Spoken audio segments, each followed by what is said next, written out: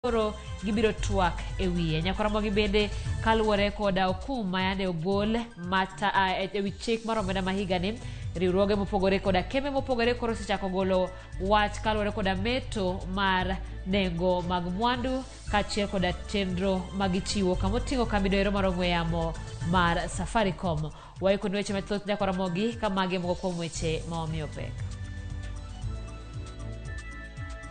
Kweth Barazimio yango nigi doke twak kod Kenya Kwanza e bwo thek mar jatend piny Nigeria machon Olusegun Obasanjo. Tiere jowa manowar ng'ato nowaro stock oketo otiyo gi pesa teko waro stock oketo momedo nyaka gi loan. Koro ng'ani okia no ochak kanye kumonyalo chake pod onge. Jo ohala mane yudo lal e mach maka mas Kisumu kwayo kony mar chiero ohandgi. Wasea Nairobi nyakwa yudo pesa matisi e lwetwa, nyakwa onyalo chiemo kik wadepend kuom nyithindo kende. Then waparo man kod puodho ka. E sigana makende, jatendo mane osedhi rutaya Habil Onyango lero yore ma obero go ngimane e gweng'.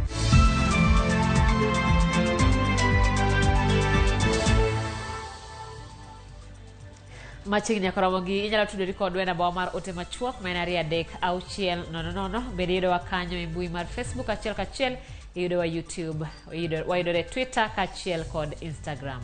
Nyinga Simfros Okinda, jaloko marwa Belinda Adhiambo. Bang'anyo mag Azimio mag sundo piny owacho ewi pek mar ngima bado weyo ji mayo 30 ka wito ngimagi e lwet obila, riwruok mar Azimio kod Kenya Kwanza koro yie mar duogo e mesa mar twak. Twak makamano idhi tayo kod komiti ma jokanyo 10 e bwo thek mar jatend piny machon mar Nigeria Olusegun Obasanjo. Chris Owino nigi ler mathoth.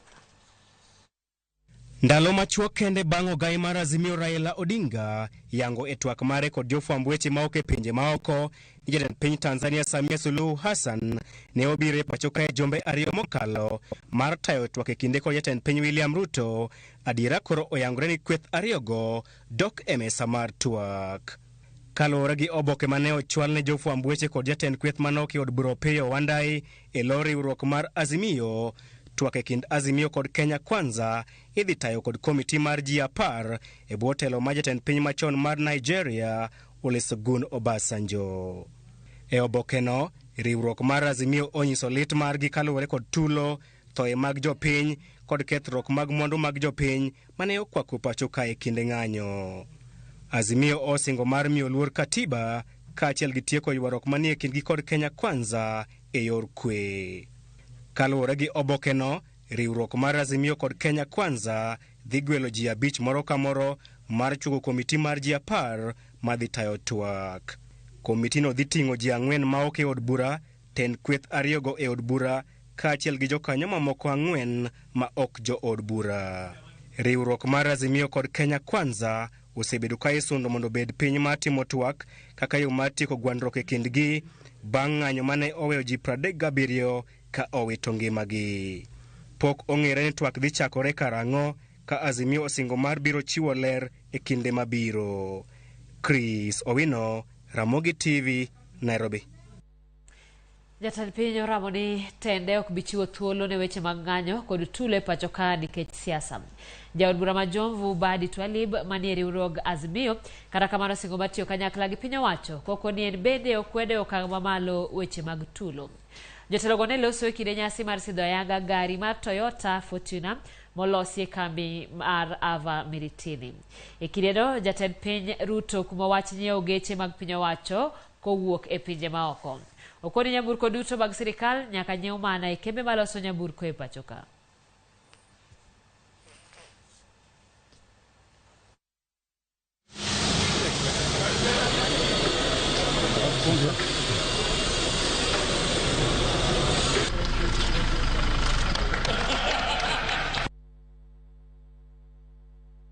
As a people who believe in constitutionalism and the rule of law, there cannot be space for violence in our political equation.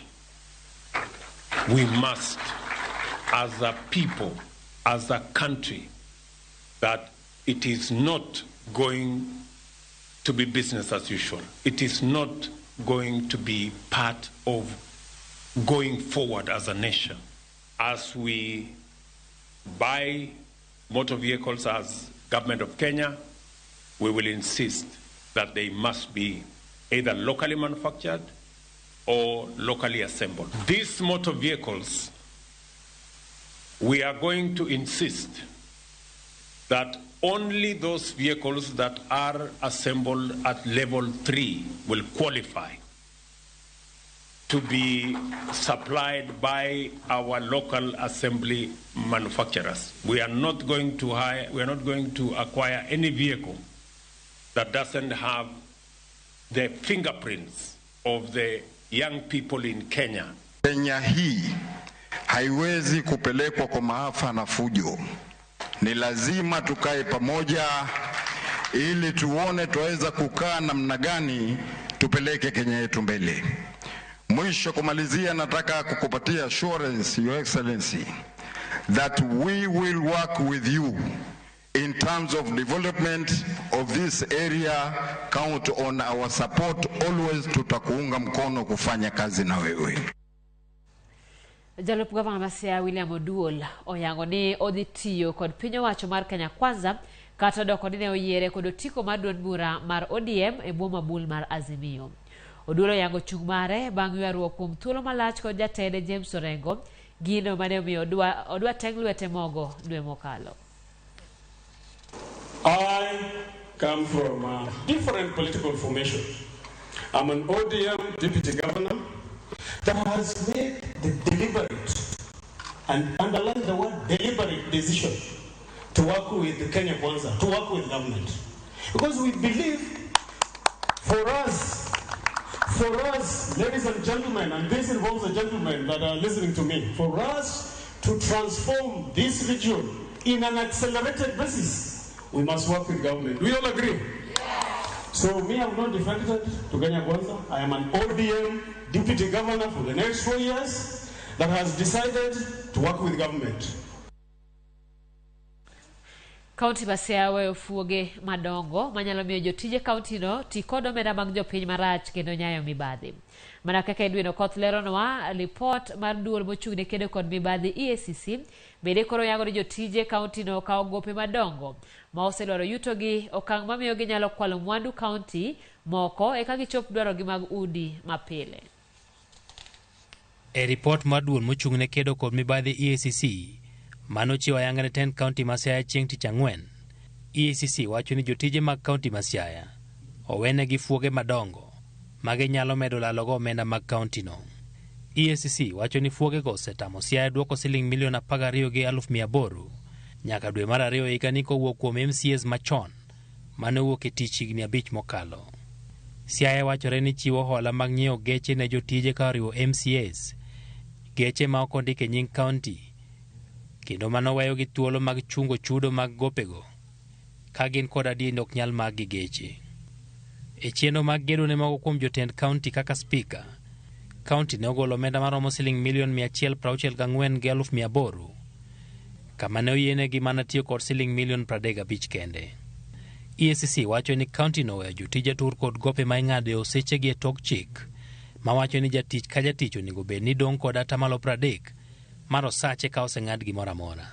EACC ne olidho moko kuom jotije 8 ma Siaya, kama moko kuom jotije ma onego yud $10,000 ka oseng'ad gope koro ne dong' kod mana $5,000 kende, ka jowetegi moko ma onego bed ni dong' kod $26,000 ne dong' mana kod $9,000 kaluwore kod report mar EACC no. Okang' ma kamano EACC wacho ni weyo jotije Siaya county kama rach kendo koro ginyalo donjore e mibadhi mondo eka ngimagi odhi nyime. Siaya bende onge kod jolony manono buge omenda motegno bang' jatend jonon buge gweyo tawo chak mar higani. Ma koro EACC wacho ni miyo jotije county chier mar tiyo kod omenda marach ka onge ng'at manono kaka omenda tiyo. Gavana ma Siaya James Orengo ne wacho ni report ma kamano biro konyogi e rido chenro mag kaka omenda tiyo mondo gigeng' lal manyalo yudore kokalo kuom jotije mag Siaya. We had a very effective, candid and useful discussion, both from the point of view of the risk assessment and also on looking at the guidelines. The guidelines, I think, are important in undertaking the preventive exercise, as has been explained by the Commissioner. Siaya yudo ma ok tin siling bilion 6 higa ka higa kowuok e piny owacho mamalo kaluwore kod kwan ma igolo kod bad migawo mochung' ni pok omende County CRA. Edwin Okoth, Ramogi TV, Nairobi. Rapar mar gima mar jalony ndiko kod weche mag somo mosenindo Michere Gidhae Mugo odhi nyime kawuono e boma ma New York e piny mar Amerika. Michere Mugo manotho dwe mokalo nong'ere kod lony mar ndiko kod chungo buge. Ka bende ipare kaka jal mane okedone ratich oganda ahinya to mag mine kod nyithindo. Ma e historia mar ngimane. I am so deeply touched. Ngire Michere Gidhae Mugo, miyo ma umbe olak malach kaluwore gi lony mare weche mag ndiko. Ne owito ngimane tarik 30 dwe mar auchiel higani e piny mar Amerika. Mosenindo Ngire Mugo ma otho ka jahigni 81 yangore ni oseyware gi tuo kansa kuom thuolo malach ma gikone olal kod ngimane. E nonro mare, Ngire Michere Mugo ne onyuol e higa mar 1942 e gwenge mag Baricho e kaunti ma Kirinyaga. Bang' somo mar primary kod secondary e Kenya, ne ochwe nyaka e mbalariany ma Makerere e piny Uganda ne somo mar digri mokwongo. Digri mar masters ne oyudo University of New Brunswick e higa mar 1973 kapok ne odhi e mbalariany ma Toronto kama ne oyudo simo mar somo e rang'eny mar PhD e higa mar 1978. Ne ochweyo wale kaka miyo mokwongo e Kenya bedo jatend kidieny mar somo mar weche mag lony mag somo kod ndiko e mbalariany ma Nairobi. Ne otiyo kod lony mare mar ndiko e kedone ratiro mar oganda. Gino mane omiyo make ma bang'e oringo kowuok e Kenya e higa mar 1982 bang' liet mane obedo tok kweth moro ne otemo loko loch mar piny.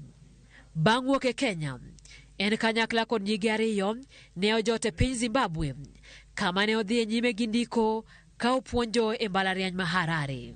E sama koro ne othoe, Ngire Mugo ne en japuonj e mbalariany ma Syracuse University e piny Amerika kama ne opuonje weche mag dongruok mar Afrika. Ne en jatend riwruok mar jiwo dongruok mar Afrika mano Pan African Community. Bade mama sawa mar boma ma New York.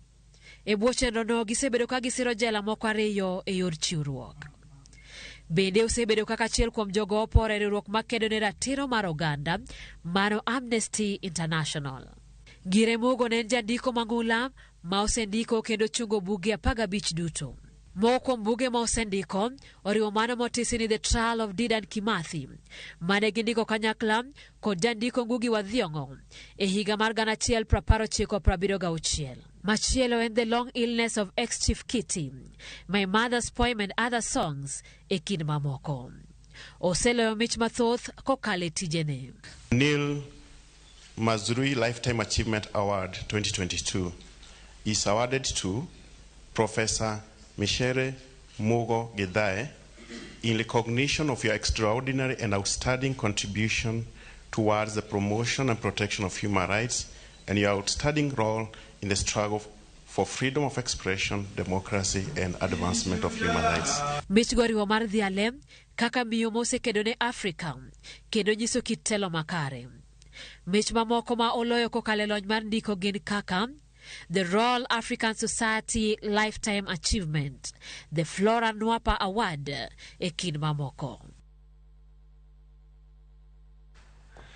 Ramogi tok historia mar Michere Gidhae Mugo wadono ka uyueyo matin aneno ka moko kuom ote osedonjo kae namba mar ote machuok 3:600. An Evans Okoyo from Sigomre. I can remember the late Kibaki abrosome gi dholuo kaka jatend piny mane onyayo kwe kendo neno ne weche mag siasa oketo lwasi makare kane otele pacho ka bende wacho ni mano ne telo maber mane Kibaki oketo kanyo ero.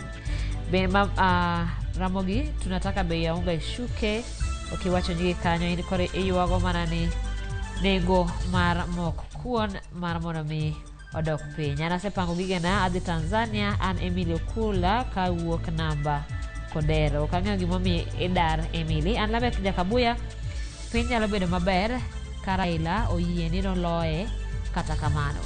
Agero ni romo jo Kenya kwanza gi Azimio dhi kelo ber ne jo Kenya, koro wageno duoko dhi bedo maber. Ano Juang Bidel kama bubiro kamano inya Ojuang Ramogi wakawiyo machuok pod aduogi weche mathoth.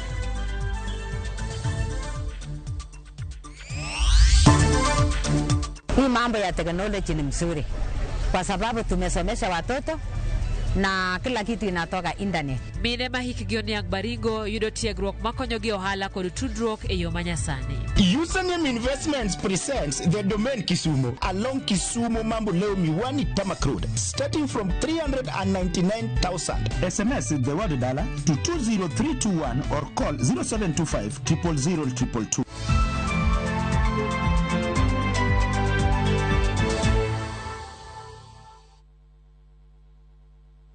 Into jobs abroad, only to end up in perpetual suffering. I met this girl by the roadside.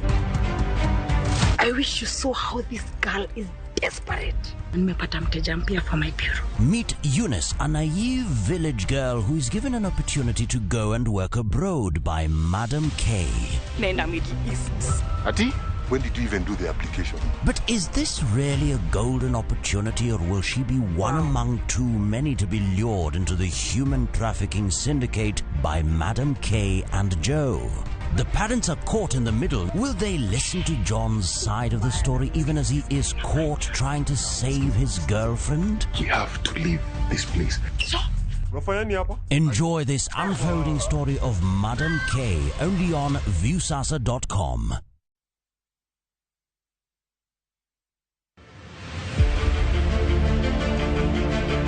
Engima mahera mar mama lokore to bedo mirima maduong'. Sigu koda kwede to weche mopondo chako nyuolore. Okinyo onge gimora mora. Kokelo koko to kode. Ni simba mara, simba mari. Kiki wene. Miyo madok ne nyare achiel to makelo pogruok e kind nyimine ariyogi. Sanida moro nyalo bedo e ot kanyo. Ta an kodi. Mano koro you want to ini michwanya. Nyare machielo ni chako winjo ni ok nene nikech en tipo mar nyamin mare. Sama wuoyo kodi kaber nitie to bedo jakore. Koro onge kani nyalo winja. Gik mopondo, wuond kod tim andhoga ketho winjruok mag joot. Mama dogore no gimitimo. Ang'o matimo ni bende? Be gibiro tony ne adiera? Nanyuolo jok machal nade. Kik tugo mar maro majende Kebai e Winam Cinema mane Ramogi TV.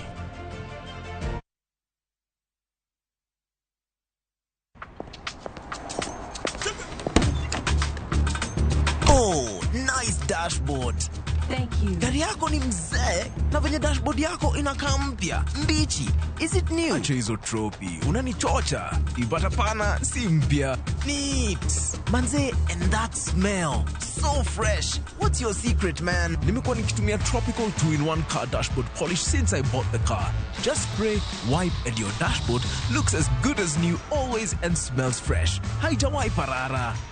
With Tropical 2-in-1 car dashboard polish, your car dashboard looks new always, fresh and shiny. Available in 4 exciting variants and in all leading supermarkets from Tropical brands.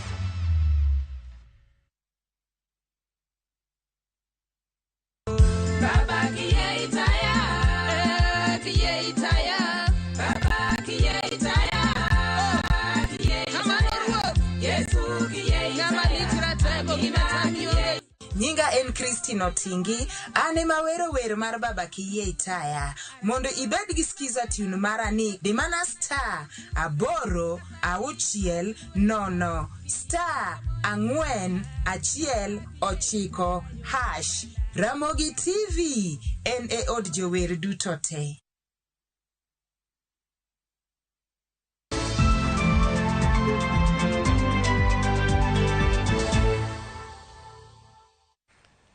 Machiegni kendo nyako Ramogi, jatend migawo mar tudruok Elido Walo timo limbe skunde moko e counties ma Siaya kod Homa Bay kawuono. Owalo yango chenro mag masini mag lony manyasani mong'ere kaka Jitume Digital Labs. Jatend migawo no nokwongo yango chenro e sikund primar mang'eya Girls e county ma Siaya kapok ne odhi Homa Bay kama bende nochwele chenro makamano. Kane olose skund sekondar ma Sumbi, Owalo jiwo piny owacho mondo chiwre mar chwero lony manyasani e gwenge duto ma pacho ka.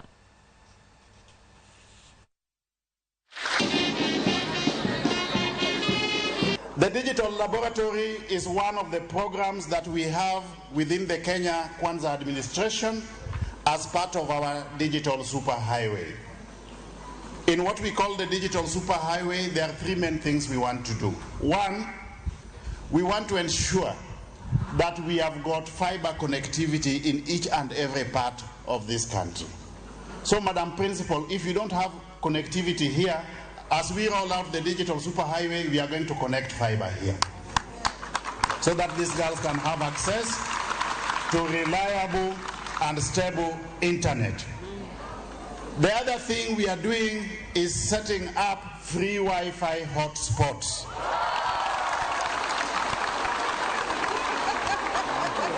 So that people don't have to buy bundles. Okay? So we are also going to connect a free Wi-Fi hotspot, not just outside at the Ngea market here, but also within the school. The other thing we are doing is establishing and operationalizing these digital laboratories. We have just done one here. We are doing a total of 1,450 digital laboratories all over the country. Johala mane yudo lal mathoth kaluwore kod masiche mag mach mosewang'o Kamas pod dang'ni. Giwacho ni pok giyudo kony malong'o kata obedo ni ne giyudo lal e masiche ariyo mag mach mane otimore kinde mag ng'anyo. Millicent Adhiambo leronwa ewi kaka jousogo thuthni mar chako manyien. Mach nowang'o mabati, mach nowang'o container. Koro ka sama ne wachopo, sama ne mach ochako liel, wayudo ka gigewa duto te nosewang', maonge gima ne wareso. Sasa vile hii gereji imeungua, tumepaki pira. Hata makastoma wangu wako hapa, unaona magari imeungua hapa yote, ingine wamefuruta, wengine wamepeleka scrap. Gigo te nowang', maonge gimoro amora manakonyo. An kaka an kae ni adong' kaka an ni. Kuyo ni oyuda kabisa. Ema wapidho godo nyithindwa, ema wachamo gimoro amora mitimo e dalana, en gari manyicha ne owang' kani. E thuolo mar dwe achiel kende, johala ma Kamas Jwakali oseyudo lal nyadiriyo kaluwore kod midhiero mar mach. Mach nowang'o kuonde ariyo kuom kuonde 14 mag timo ohala mong'ere kaka Somali kod Ramogi, gino mane oweyo johala 170 kod lal ma wiyo yugno mag mwandu magiwacho ni nengogi ohewo shiling milion 50. Bech mwandu gi eki kanyalo pimo, onyalo dhi roughly about 50 million. Nikech yudo ka garage achiel, yudo ka geche nowang' 8.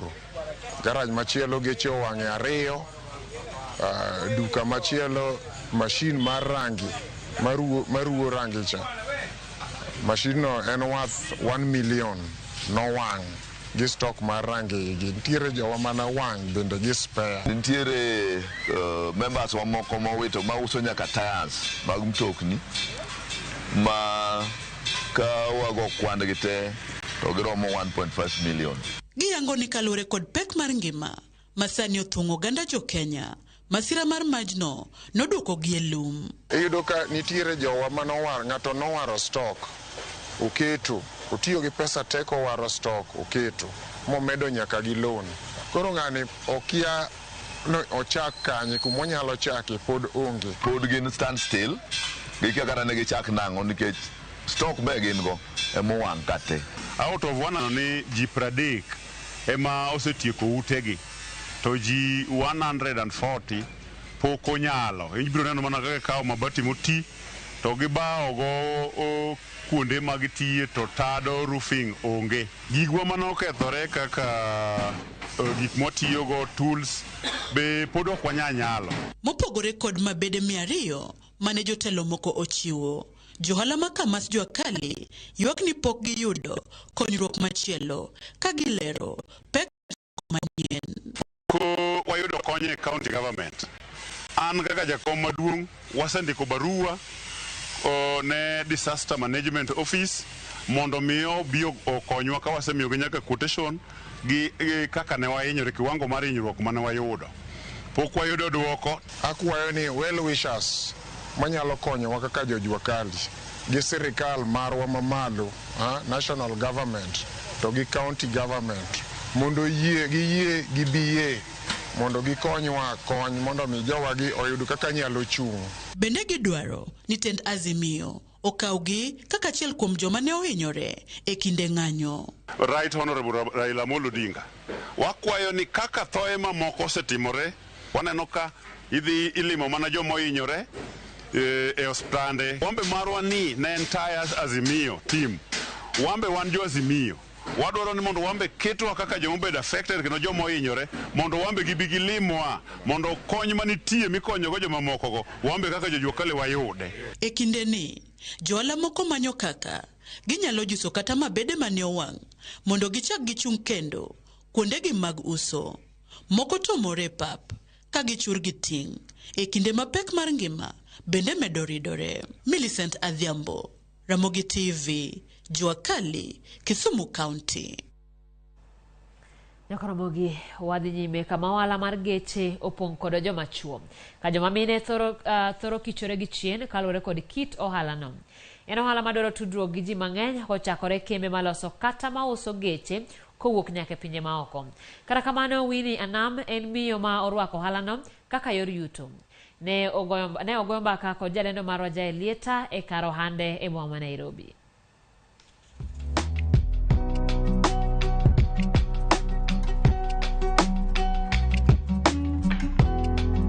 Ohala mar uso geche en mano mathothne ineno ni joma chuo kende ema nyalo timo.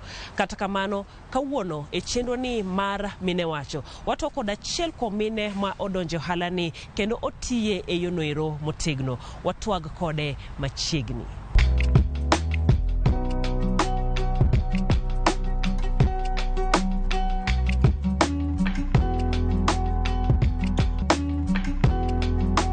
Erokamano Winnie kuom tudri kodwa e chenro ni mar mine wacho. Inyalo mana ulori ne joneno mondo ging'ei matut.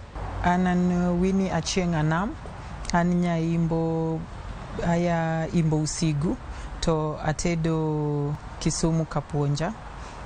An jaigni Pradek Gabirio to wauso mtokni kae. Ohala mar uso mtokni ni nachake chon matin but yao office mar uso mtokni to wachako igni 2020. Nachako gi uso insurance mar mtokni sana to nomiyo ang'eyo ji mang'eny e tich e ohala mar uso mtokni ni. Koro kanochopo iya mar Covid chande ka ji nobet dala ahinya ji oyueyo to aneno ni nwaloso pesa ahinya kuom ginene kuom uso insurance. Koro wachako tich mar kelo mtokni matin tin ka wauso ne ji. Wauso matin wagolo Japan wakelo. Kanochopo 2020 around mid of the year waneno ni koro we wayao wambe ofiswa kuma ji koro ong'eyo wa koro kik bed ni wakelo achiel to wauso. Koro kamane kaka nwabiro ma wayudo kae gi kony mar osiepe na moko wayudo ofis ni endi gi owadwa bende maduong'. Kinde mar Covid ji noluoro idho matatu. Kila ng'ato ne dwa idho mtoke, kila ng'ato ne dwa tiyo gi mtoke to gino nokonyowa kabisa gi tich mar insurance. Koro niyudo ni kila ng'ato ka odwa wuok nyaka kaw insurance. Koro wan nok waloro. Ndalo Covid onge kata ndalo achiel mani waloro to gima nokonyowa be Nyasaye ne ber ni just before Covid ochakre Insurance Regulatory Authority nokelo gimoro miluongo ni online insurance. Koro gino be nokonyowa kabisa nikech koro nokochuno ni abiri ekiyud insurance. En mana ioro na e simu, ioro pesa e till number wa to waloso ni insurance. Koro gino nokonyowa niwach bende ndalo mar Covid no nokwa wuotha ahinya, onge tich mang'eny but koro kibet kumoro achiel to inyalo loso pesa, inyakano pesa maber. Koro nokonyowa nobiro time maber. Joma mine mabiro nyiewo gari ka, giyiero ga geche kido mane, aina mane ma gihero? Joma mine wan gi pogruok ariyo. Nitie joma mine mong'e mtokni ahinya. Tibo yudo ni ng'ato kobiro to ose riembo mtokni moko mopogre koro ng'eyo. Koro ibo yudo ni mago sana bod biro to ong'eyo gima mtoka modwaro. Kendo kosewacho ni mai mtoka madwaro kata kocho mana ni en Prado ne modwaro. To ng'eyo odwaro Prado, odwaro diesel, odwaro mokel higa mane gi gik moko kamago. And then ntiere joma mine sana makiaga mtokni madwaro. Koro ibo yudo ni obiro kae to en mtoke mokuongo. To okia gimodwaro. Koro ana awuon ang'iso giga ni ber ichako mtoka, chak gi mtoka matin, chak gi mtoka ma en petrol, mok bidwaro ni dhi e garaja ahinya, chak gi mtoka ma consumption ne ochamo mafuta matin mondo kiko mi bed gi wasiwasi. Then chak gi mtoka matin nikech mtoka matin kichako riembo pimo ndara yot, yudo accident ok ng'eny ga ahinya. And then bang'e kiseng'i riembo kori nyalo dhiye e mtoka ma chunyi dwaro bang'e. En ang'o ma ng'ato winjo bed ni ng'eyo e ohala ni mar uso geche? Wan gi laini mopogre kuom mek jonyiew mtokni. Sana nachako gi jo Uber. Lakini nachako gi jo Uber sana koro noero uso mtokni matindo sana lakini mos koro ka nwaendelea ng'ire waendelea uso to wafwenyo ni okochuno ni walor dhodno ne jo Uber kende. Koro wachako kelo mtokni mabet matin, SUVs gieki matin. Koro sani endi king'iyo to wan gi mtokni nyaka madongo. Nyaka 4x4 ok waus mana SUVs ok waus Uber but pod wayawo dhot ne jite. Sama ng'ato biro nyiewo gari, gin yore mage ma bende koro ikonye godo mondo yier gari maber? Wapenjo ga budget ni, gima miseneno maybe ndara ma dibe ni mori, kiseng'isowa pesa ma in godo ma idwa tiyo godo e nyiewo mtoka, then wapenjo ni mtoka mane ma diher, ma ineno ka chunyi diher. Koro ka mtoka no nitiere to wakonyi mondo ikaw mtoka no endo. Ka onge to wang'isi ni maybe mai onge but moro ni nitiere mabe ber, maybe mai ber mafuta ne ber moingo moro miero ni ka koro ka lure gi gima chunyi diher bende, but wakonyo kuma nyalre. Nokawa gimoro dweche 7-8 kapod wauso mtoka riyo, wakaw moro kendo Japan, kendo kochopo kendo wauso kendo wachako wakaw moro. But bang'e kochopo gimoro 2020 April kanyo, koro waneno niwe koro wayaw kumoro makata in kaka jail kibiro tiwacho ni adwa neno mtokni ma un godo to wan gi kumoro mineno. Nikech sana joma nyiewo ga mtokni ok dwa ni onyiew mtoka gi dhok, gidwa ni gibi kumoro minyaketo gi gibedi gineni ka gimbe ginyaketo amini kodi gi pesa, giwach pesa. Magidonje magibedi gi test gari, gibed gi ng'at ma nyalo duoko gi penjo matin. Kamane kaka koro nwaneno ni wayaw wambe ofis wa moro matin kuma ji nyabiro ulose wach mtokni. Kumitie ni kaka aneno ka joma uso geche bende ng'eny, kata Nairobi kendi gi ng'eny kendo gidhuro kabisa. Ere kaka ng'ato biro machopire, ang'o mitimo mondo customers obi iri to kik dhi kuonde mamoko? Watimo advertising ahinya, walendo e social media, nikech tinde social media en gima ji ong'eyo, ji mang'eny oseyie tiyo kode. Koro wan gi Facebook, wan gi Instagram, wan gi TikTok, wan gi WhatsApp. Walendo e social media kabisa, watemo mondo ji ong'ewa. Lakini be wan gi jomoko be mawuotha, koro seche moko kilemo gokinyi tilemo ne Nyasaye mondo konyi, mondo ji kobiro kae to in magineni kik ginen jabathi no endo. Koro mano be osekonyowa yudo ji. Lakini sana social media gi koro kaka in king'eya tibong'iso jabathi ni ang'e nyako moro ma uso mtoka, ng'ano be ka chaka konyo moro no be bobiro.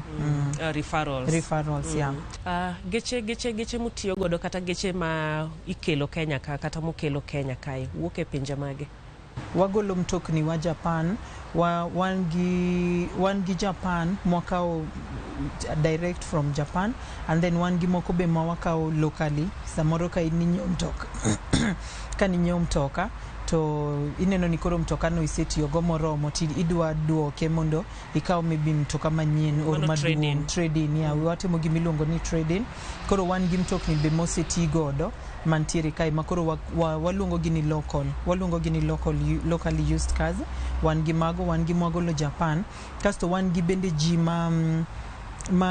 madwa uso mtokni to gionge kuma ginya kane mtokni go. Koro jogo waluongo gini suppliers. Gin jok mamiyo wa mtokni waketo kae wauso, to ka waseuso to wamiyo gi pesa gi ya. Ntiere kinde moko ma ng'ato nyalo bedo ni en gi gache moro to dwaro ni mondo o upgrade kata owile gino ma unuluonge ni trade-in. Mano be uyie to itime nade? Wang'iyo ga mtoka gi the year of manufacture.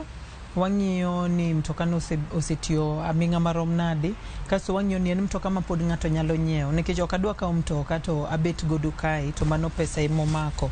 Koro wang'iyo ga ni mtoka ni kikelo nage anya use piyo marom nade to be ober. Koro wan gi mechanic ma timo nwaga tijno. Kikelo mtoka kapok wakawo to watere gimilongo ni diagnosis. Koro diagnosis kanyo ema bo determine ni mtoka ni ber or mtoka ni is worth this much or mtoka ni ndio konego wakawa atol. Sama ni uso insurance ani bende jikabiro nyiewo geche pod iuso ne gi nyaka insurance. Obiro package mane moyudo samo biro nyiepo kae. Mano is an added advantage for an kwanza, nikech ineno mano pod en ohanda mana chako godo. Koro ok ni nwa lori pod en tich mantie. Koro wan mana gi office achiel. Koro kibiro kinyiewo mtoka to be wang'isi ni kinyiewo mtoka kae wanyami insurance. Ntie insurance mwamiyo ga ji nono. Ok en nono, wachule to insurance company, but wan koro wabo mige nono mondo wamed mondo nyiewo mtoka, wami mor mar nyiewo mtoka. Nikech nyiewo mtoka kasi nyiewo insurance ng'eny ji winjoga pek matin. Lakini it's a full package. Yeah, insurance gi mtoka dhi kumoro achiel. Koro en tich mwatimo gi kanyakla. Pek mane ma bende isekale kaka ng'at mose timo hala ni kata ng'ama timo hala mar uso geche? Pek ma osebet godo ahinya en ni ji mang'eny ong'eyo ni tijni en mar joma chuo, ok en mar joma mine. Koro samoro yudo ni ji kobiro ga kae to gipenjo ni gidwa wuoyo gi jatelo, to tang'ne gi jatelo to giwacho ni ok wadwa mai, wadwa jatelo. Koro samoro an gi osiepna achiel ma samoro wagochonega to ng'iso ni ine jatelo, wuo gi ng'ani. Or samoro emomiyo atiyo gi owetena bende, nitie wadwa maduong' ma niromo godo mbele chande. Koro ka gidwa jatelo madichuo to mane mwamiye. Lakini giyiero samoro nitie joma bobiro to dwaro mana ni gine mana ginene kae, joma chuo kae. Koro ka ng'ato biro to ok dwa tiyo koda to dwaro ng'ama dichuo, wamiye ng'ano. Lakini nitie joma kobiro bende gionge gi shida, gibotia tia koda. But mano shida sana masebet godo mar tiyo tijni endi. Ng'eny ji paroga ni anana ng'at mondiki ma omako tich. Koro gidwa tiyo koda, gidwa tiyo gi jatelo. Gidwa tiyo gi jatelo wuon. Advice ma bende inyalo miyo mokwongo joma timo hala ni kae to jonyiepo? Uso mtokni ok en tich mayot, but en tich maber. Onge tich mayot, but en tich maber. En kidwa chake, gima en very very important, make sure ni ji o trusti, ji nigi amini kuomi. Ma ka mi 1 million to aweni kae to kanind kaparra ni ng'acha nyabet ni otiyo gi pesa na, be abo yudo mtoka, be abo timo kamae. To kata ka ng'ato nobiro to maybe omako mtoka to ginene oko tieko chulo, koduogo mi duok ne pesa neno, kiki cham pesa. Tijwa ni ng'eny gi pesa, ng'eny gi a lot of cash flow. Koro ki ng'at ma ok aminika to ibo yudo ni tijni bothagi, ji ok bitiyo kodi aming'a. To kata jok moko ma uso mtokni gi mondo gimiya mtoka mondo iusi, dwaro ni bed ng'at ma ginyalo amini gi pesni ginya nindo tok gipar ni ng'ani nya kwalo pesa na ng'ani nya lal gi pesa na kinyo nya bet ni onge kae. Koro ka nitie ng'at madwa chako uso mtokni bi mondo wapuonji, ok en tich matek, en tich maber. Mano koro dwaro budget ma pesa di kama chake capital. Chake ok anyal keto pesa ma exact wiye, lure alwa ni iyudo nafas marom nade, nikech ing'e ni nafas ni maybe mae dhigi pesa ma kama to moro cha dhigi pesa mopogre, lakini kaka wan ka nwachake to nwachake gi gimoro 5 million. Lakini lure gi ng'ato gi kumodwa chake gi kakodwa chako. Wini sama koro watieko aneno kasa wabende koro serumo. Wachni mogik ma bende nyalo neno go weyogo joneno. Erokamano uru kuom bet koda kae. Wachna mogik en ni ohala inyalo tim kata ka in ng'ama miyo kata ka in ng'ama dichuo, en tich ma wanyalo timo. Koro waendelea konyre, waendelea tiyo maber. Ng'ata madwaro mtoka nyalo biro kae mondo wakonye yudo mtoka monyahero kao. Wantiere Ngong Road, iluongo wani Stormford Motors. Erokamano ahinya. Erokamano mar bedo kodwa e chenro ni mano mar mine wacho. Kuma bende kawuono wasebedo ka wuoyo koda Winnie e wach mar uso geche ahinya pacho kendie to gi gigo mowinjo bed ni ing'iyo sama inyiewo gari. Nyaka odiechieng' machielo, anyinga Jailieta.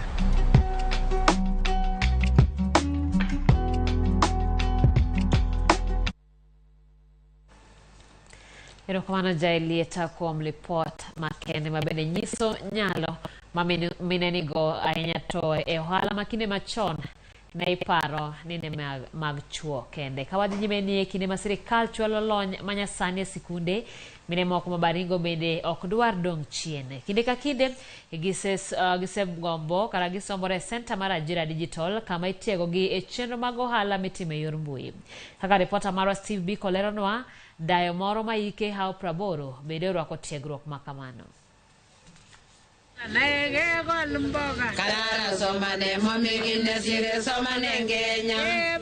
Kuom higni buora, Roslyn Cherire osebedo ka duso ko e kido ka kido. Cherire en japuonj mar loso tigo e kind mwandu mamoko mag dosruok. Kusangi nimesiona sianga kabisa. Karibu mwaka 10.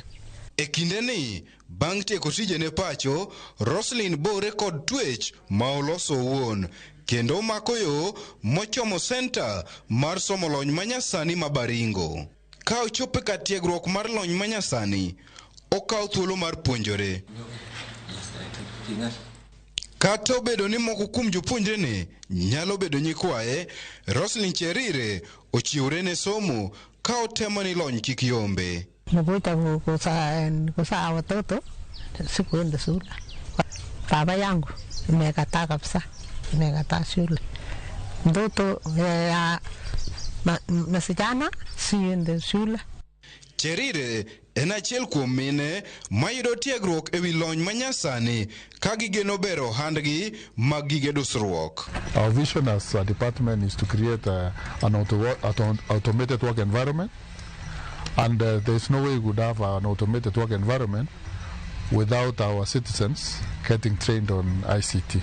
Mimi nataka kusoma kompyuta na mimi na kujua nafanya kuuza kila kitu.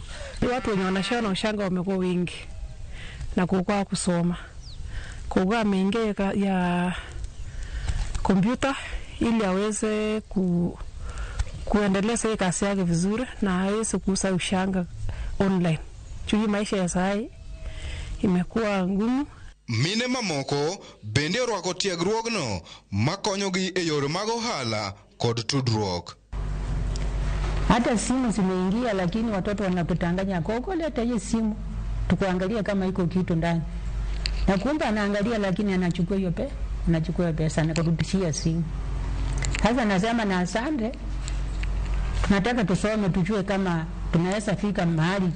Kinde mag yudo thuolo machuok, gigudore mar somo kaka simb ong'we yamo nyalo konyogi e uso e yor mbui. Hii ya color green, hii ndio WhatsApp. And then Facebook, hii ya blue, imeandikwa Facebook. Kila mtu ako WhatsApp.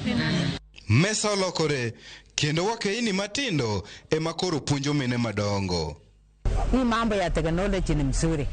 Ukitaka kazi una apply in internet. Na hata ukitaka kufanya biashara unaweka tu internet na unapata customer mara moja. Pisa mochung'ne chenro no lero ni gisetiego ganda makwan go he ugana aboro kagi geto rawere koda jomadongo. Moko kuom joma nosedhi retire bende itiego. There are those who have retired. We have a case of a teacher who retired and came here, learned, and he went back to start a cyber cafe in Bartabwa.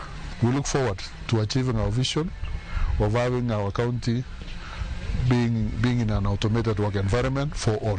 Gavana Maberingo Benjamin Cheboi kwayo migawo mar somo mondo med kwan jopuonj ne jopuonjre madongo mar chwalo lony ne oganda mamoko. I am urging the government, particularly the Department of Adult Education, through the Ministry of Education here in Baringo, to increase for us the number of instructors so that we will offer our educational institutions, even the ECD centers, for any adult learner who would like to learn, so that they can be able to be literate.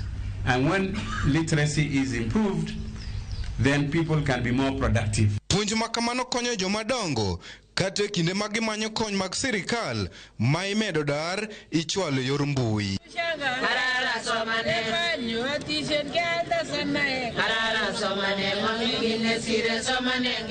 Steve Biko, Ramogi TV.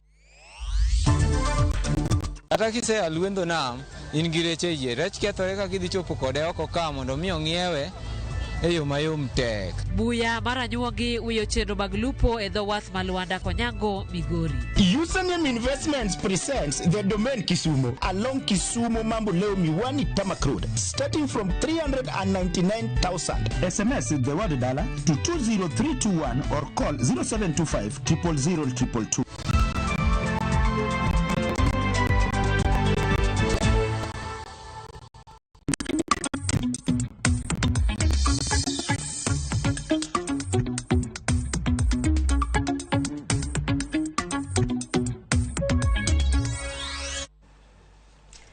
Wadhi county ma Migori kama jolupo e dho wath Maluanda Kotieno kata Luanda Konyango e sub county manyatike yuago buya mara nyuongi ma okwako dho wath no duto kendo rocho chenro mag lupo.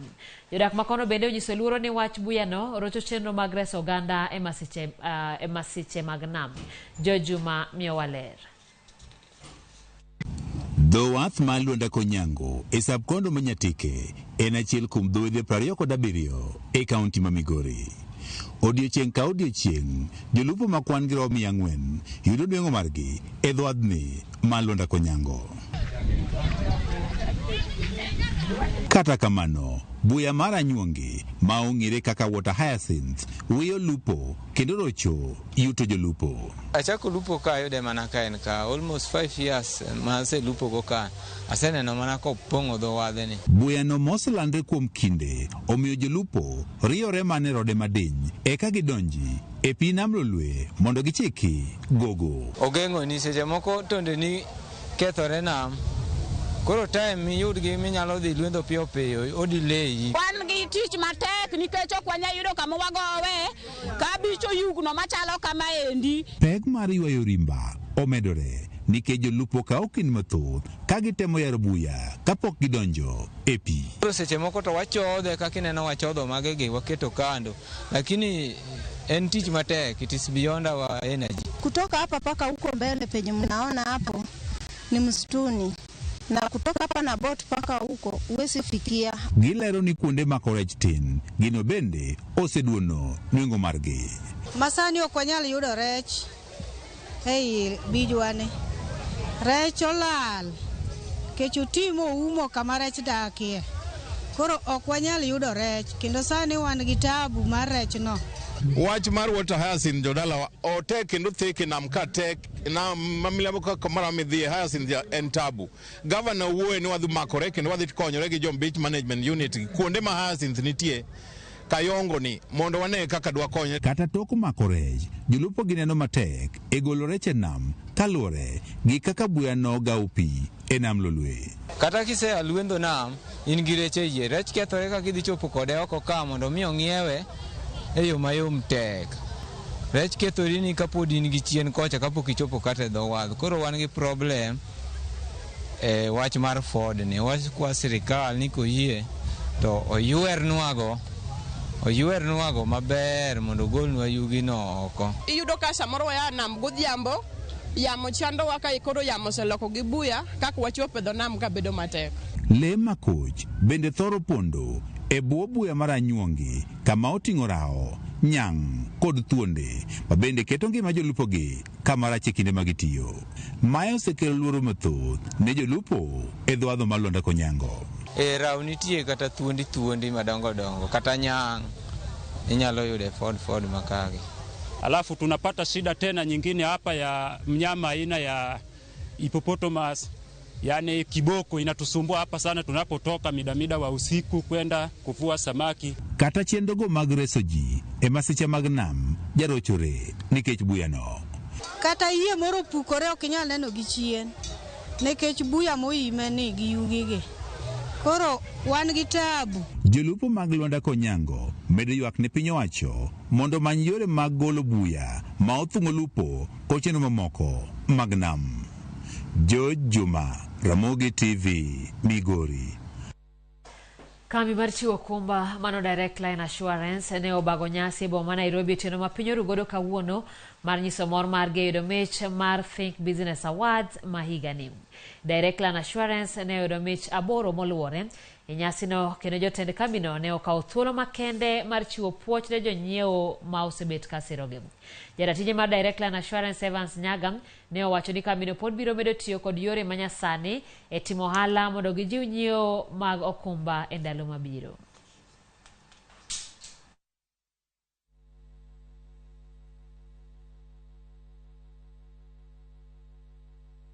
As Direct Line have started our transformation journey towards being the best insurance company. Tonight we have scooped a total of 8 awards, and the best, of course, as a winners, we have scooped the award for the best company, insurance company in technology and innovation. We have also scooped the category of the CEO of the Year award, and I'm pretty excited about that. But tonight is about Direct Line and the journey of transformation. I think that Direct Line has huge potential to make an impact and to transform lives in this country. And we continue to undertake that journey with boldness. We are going to be bullish going forward in terms of ensuring that we deepen the uptake of financial services in this country, and particularly insurance. And we are pretty excited that we have leveraged technology and we've been recognized by our peers for leveraging technology to achieve that objective. Ngima makapango jayuayo kendo lalo oganda mathoth ahinya to ibome mapacho kam. Mano miyogi oganda moko moganda pek e chako ngima manyien ka gidok dala tok rutaya. Kata kamano familia mar Habilo Nyango ma en jatedo mane osedhi rutaya ochako ngima maber dala ka gipuro kendo gipidho jamni e gweng' Mandere ei kaunti ma Siaya. Jailieta miyo wasigandgi ka gilero kaka ne gichako manyien tok wuok kapango. Mae en dala Mary kod Habilo Nyango e gwenge Mandere, kaunti ma Siaya. Gidonje pur e dala ni mar gwen kod dhok, kendo gin gi puodho ma gipidhe kit alode mopogore. Kata bed ni ngima gi dala chalo mosetegno, nok gichake mayot. Habil ne tiyo Nairobi kaka jatedo kata chef e kembe mopogore kuom higni buora. Kapok odok dala ka tije norumo apoya e muoch mar midhusi mar COVID-19. Kane corona obiro, natie several companies mar tedo, mass production, tedo ni joma ng'eny. Namba maduong' mar ji manyalo chopo 200 kadhi mbele. Then ka COVID nobiro, nenwa duogo pacho ka jomitedo no onge. Nyithindo duogo e ot gotieno. to nyis noyudo ka wawe jatich dala ka adhi Nairobi. Unyisi gotieno ni ng'e ni tich adek wadhi dala. Mano duogo na Saturday. Tapenje nang'o motimre dala. Ni wan chunga tich. To kaka an ng'at moseng'iyo dala ka ok na buok. Nikech by that time ni an housewife onge gima timo. Nanyise ni sawa wadhi adhiya dala. Kaka ne wabiro ka. Kata kamano, Mary to nosebedo dala kuom kinde kapok Habil oriwore kode. Giwacho ni ne bet giyudo yot nikech ne gichako loso dala gi chon kata ka tich pok norumo. Nyako wachak ngima manyien.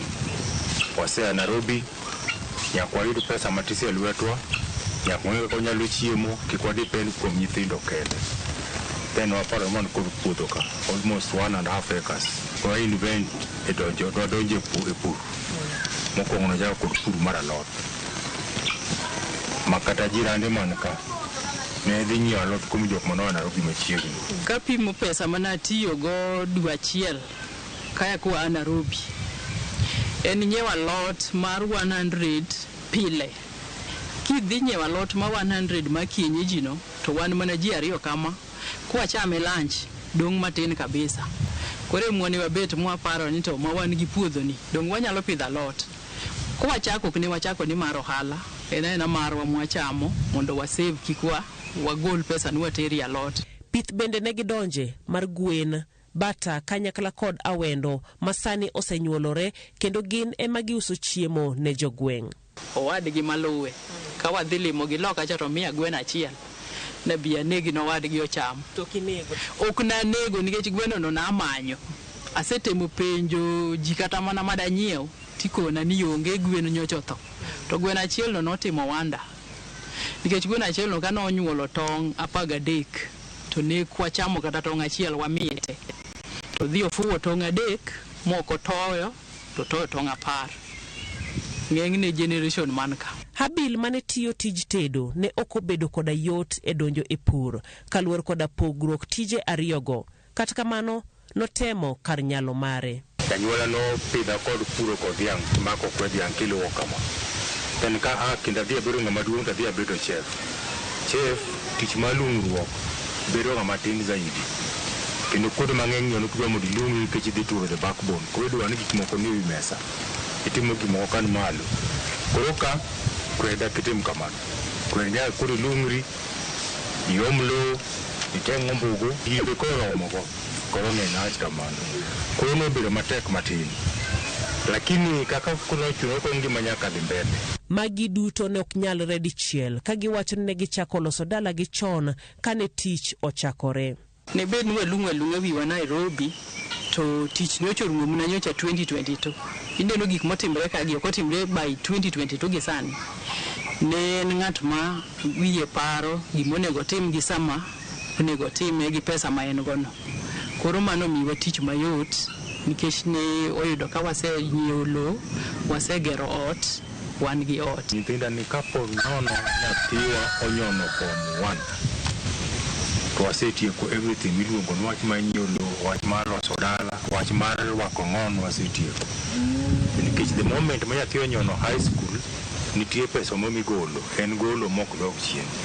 Habil wacho ni kata bed ni nosedhi rutaya kaka jatedo, pod en kod lony mar tedo kendo onyalo dhi nyime kod tijno e gwenge masiaya. Ka in kod tich midwaro timo kata samwa lose ni kiluonga knowledge mar pango tich utimbre ka dhano nufachiel gidire an kod lwedaka.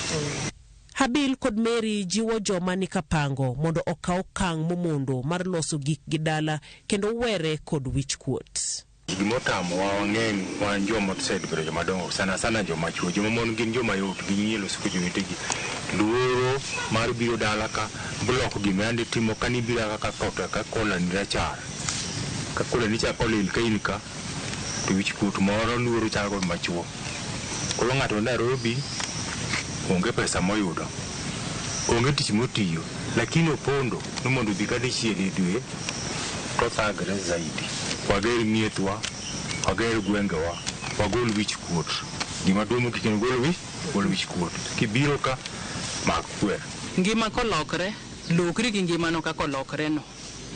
to sana sana ni mege nitie class moro maka samoro ina housewife kane an housewife to ngimo lokre makoro onge pesa madonje ot ichako timo ni muzeni madharau o kiwinje koro inyalo dong town jaduong duogo dala kende ka ng'ama ne ongo family wayie mondo wa adapt ngima sama ngima lokore lokri gi ngimano ngima moidho kanyakla koda tuoche maka kod kacha mabende noloko uchumi mapacho kendie noloko ngima mar Habil kanyakla kod Mary. Kata kamano gima giwacho en ni chako chon ahinya ne jogo mabende tiyo oko mondo olos gimoro dala kapok tich orumo.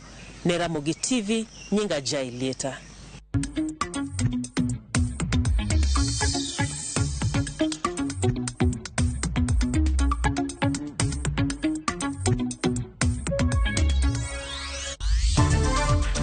Edna Kibiwot oloyo ng'wech mar kilomita 10 e piem mag Machakos Great Run. Username Investments presents the domain Kisumu along Kisumu Mambo Leo Miwani Tamak Road, starting from 399,000. SMS the word dollar to 20321 or call 0725 000 222.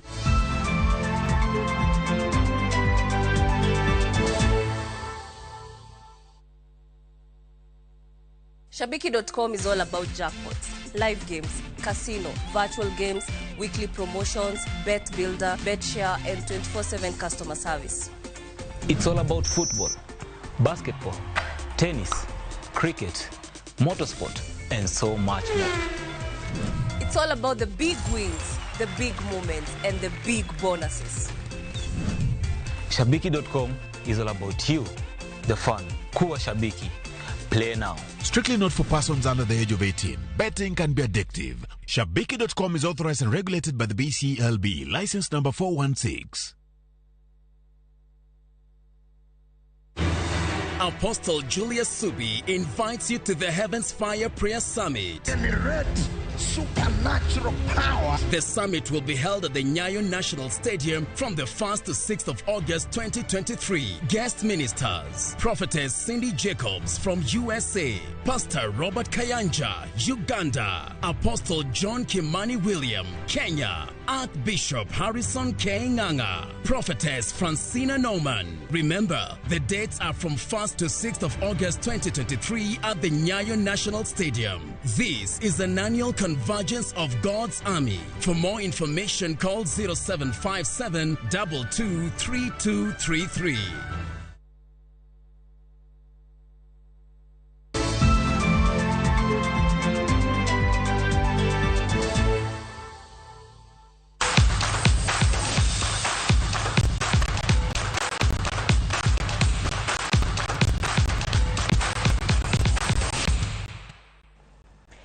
Ramogi machiegni pautuke kama Samuel Nyamai Mailu ma en jaloch mar Vienna City Marathon noyudo loch ng'we kinda ma Machakos Great Marathon kawuono. Mailu opako mokalo jopuonj mage kachiel kod jogo magitiegorego kaluwore kod loch makamano. Edna Kibiwot mawuok Nyeri bende noloyo ng'wech ma kilomita 10 kowacho ni geno mare en mar tieko thuolo mar 10 ma ok ne en gi geno mar bedo jaloch. Sani koro chano dhi piem e Belgut Marathon dwe manyien.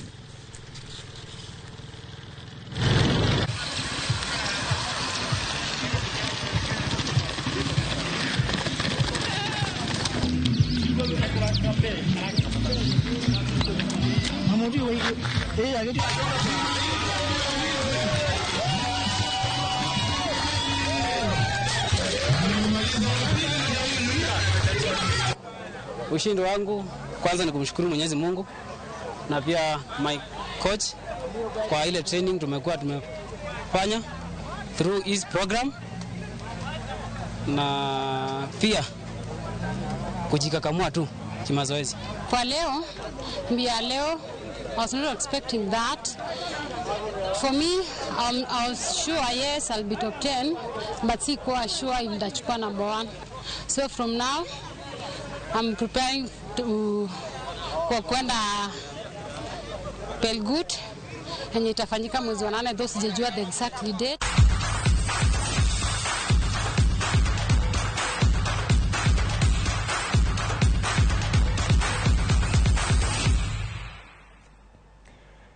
Ramogi dakika dek tok sangwen akwani mondo wawegi kanyo kao kamano azisomo kuom ote mabende uworo kaeri waneni maber kawan kod jaoda Sheila Richard and Richard Aol kani kanyadoto anodongo woda Sembo jangoma Simfrozo Kinda Ramogi TV maler Asembo Gotbondo kaeri Owaga Junior mar Nalo School aneno makare ilo kumanya Ramogi in manika utulu mari marbedo koda e chenro ni aduoko ni ero kamano kabene nantire ka elo jailieta kao kamano chenro mabiro en mar thum dagmol nyinga Simfrozo Kinda jaloko marwa Belinda Adhiambo.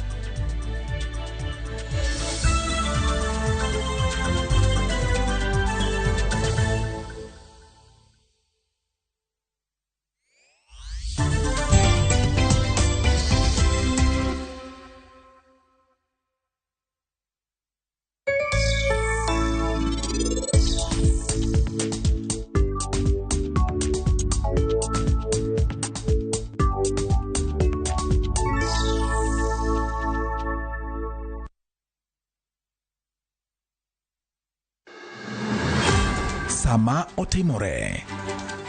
Kama Oimore. Wananchi wako na uwezo wa kusema enough is. Joma Otime. Kwani baba ni wanani? Hata baba ni wetu. Kaka Wanene.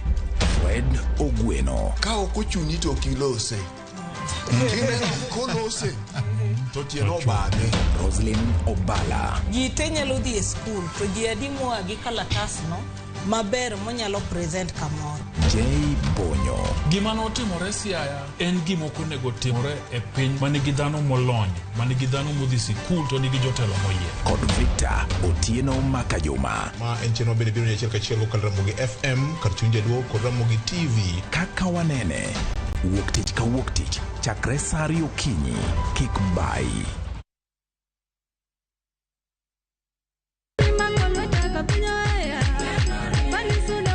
Injili kalo wakelonu wende mag puoch gi pak. Walemo kanyakla kendo wajiwore kaachiel gi neno mang'wono mar Nyasaye osetimo e ngima joge.